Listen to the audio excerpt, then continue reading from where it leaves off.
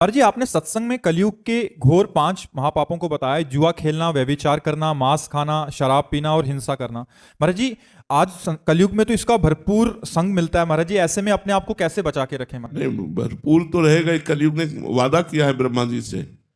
कथा में यह भी बताया कि चारों युग ब्रह्मा जी के पुत्र हैं, सतयुग, त्रेता, द्वापर, कलयुग। तो ये भगवान ब्रह्मा जी के समीप गए तो भगवान ब्रह्मा जी ने कहा जाओ हमारे सृष्टि में अपने अपने कार्य का विस्तार करो।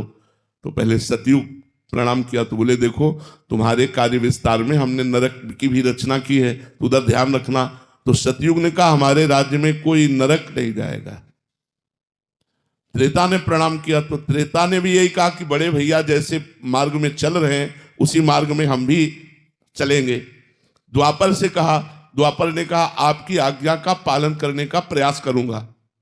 जब कलयुग ने प्रणाम किया तो ब्रह्मा जी ने कहा भाई आपकी क्या राय? तो उन्होंने कहा जैसे बड़े भैया ने कहा सतयुग त्रेता ने कि हमारे राज्य में कोई नरक नहीं जाएगा, हम वादा करते हमारे राज्य में कोई स्वर्ग नहीं जाएगा।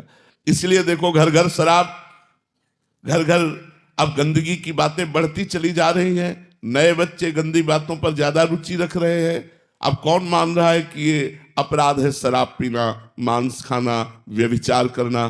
तो कली का ऐसा प्रभाव बढ़ रहा है कि ये दोष बढ़ते जाएंगे। महाराज परीक्षित ने 5 स्थान दिए हैं तो वो राजा है, हर हृदय में वो अपना जाल फेंक रहा है। ये बढ़ता चला जा रहा है। इसे लोग वीआईपी समझते हैं। अब पीछे जब कोई उत्सव होता, हम अपने गांव की बात बता रहे हैं, तो जैसे निमंत्रण दिया जाता तो सबके पैर धुले जाते थे, सुंदर पट्टी बिछाई जाती थी गाय के गोबर से लिपे हुए स्थान में, और दोना पत्तल पत्तों के बने हुए दोने, और बढ़िया प्रसाद बैठ करके पवाया जाता। अब आप नहा धोए, न पैर धोए, जूता मोजा पहने, कोई पवित्रता नहीं, कोई। अब बताओ बुद्धि कैसे शुद्ध रहेगी? कैसे शुद्ध रहेगी?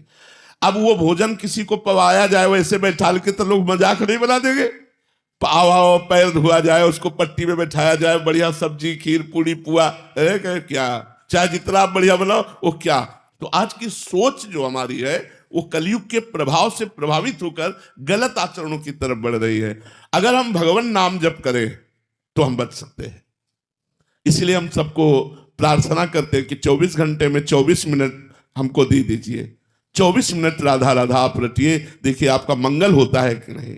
भगवान की कृपा से आपका जीवन सही रास्ते पे आ जाएगा। 24 मिनट केवल दे दीजिए। 24 घंटे में 24 मिनट एकांत बैठकर राधा राधा राधा राधा जपिए, फिर आप देखिए आपका जीवन परिवर्तित होता है कि नहीं। कलयुग में केवल नाम प्रभाव